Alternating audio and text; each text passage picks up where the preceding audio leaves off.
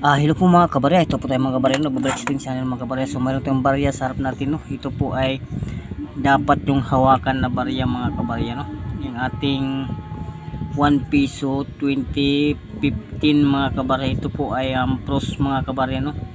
Na darating ng araw ay pwedeng bilhin ng 3,000 hanggang 5,000 mga kabarya. Baka kayo makakita nito mga kabarya, no? Sa ating 1 piso. Ito po mga kabarya ay 1.7% lang mga kabarya, no? So low maintenance po ito. Ito po yung frosted die mga kabarya na 1 piso, no? Ay pagdating ng araw ay ito po ay makakaroon ng malaking halaga mga kabarya. Ito po ay dapat yung hanapin at ikulik dahil ito ay napakakunti lang ang ginawa, no? So 1.8% lang, no? 1.8% ng ating 1 piso 2015 pros mga kabarya. Ito po ay frosted mga kabarya, no? So makikita mo naman mga kabarya, mangkinang siya mga kabarya, no? Kakaiba mga kabarya at kakaiba sa ibang barya, no? Ito pong barya na ito ay special, no? So kung baryang special mga kabarya ay mataas po ang price mga kabarya. Baka akala niyo ng mga kabarya at sa mga bago lang na sa ating channel, no? So ito ay dapat hantingin yung mga kabarya ng ganitong barya, no? Dahil ito po ay magkakaroon ng mataas na halaga mga kabarya kung pagdating ng araw mga kabarya, no? So yung pong ating barya ay 2015 1 piso. Ito po ang board letter frosted mga kabarya, 1.8%, no? Ang ating 1 piso. So yun po mga kabarya, inilagay na natin sa magandang lagayan para hindi po siya magasgasan, no? Ganyan po pag-alaga mga kabarya sa ating mga koleksyon na mga hard to find mga kabarya, no? Yung mga barya na mahirap hanapin mga kabarya dahil kunti lang ang ginawa mga kabarya, no?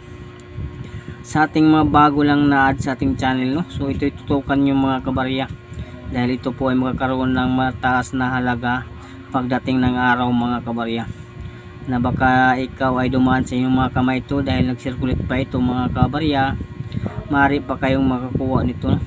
So ang tanong, paano makakuha ng mga hard to find? So kung may pira kayo na 1,000, pabarihan nyo mga kabarya para makakuha kayo ng mga hard to find na 1 piso, no? So ito ngayon mga kabarya ay madalang na, no? Madalang na sirkulasyon mga kabarya. Mahirap na ito hanapin mga kabarya dahil kukunti lang ang ginawa nito mga kabarya. So kung patsambahan lang kung makakuha kayo nito mga kabarya, no? Kung makakuha kayo mga kabarya, swerte nyo mga kabarya, no? Dahil yan po ay libo-libo po ang halaga yan pagdating ng araw mga kabarya. So yun po ating update sa inyo mga kabarya, no? Ang ating 1 piso. Sa ating 1 piso mga kabarya na 2015 ay apat na klase, no? May die 2 at saka die 3. Ito po yung pros, no? Pang-apat mga kabarya. So yun ang ating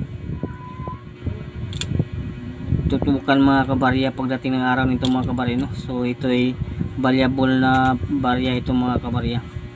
So kung baka makadadaan siyang mga kamay, no? So huwag niyo pakawalan mga kabarya dahil hindi na yan babalik sa inyo mga kabarya pag mahawakan nyo na mga kabarya.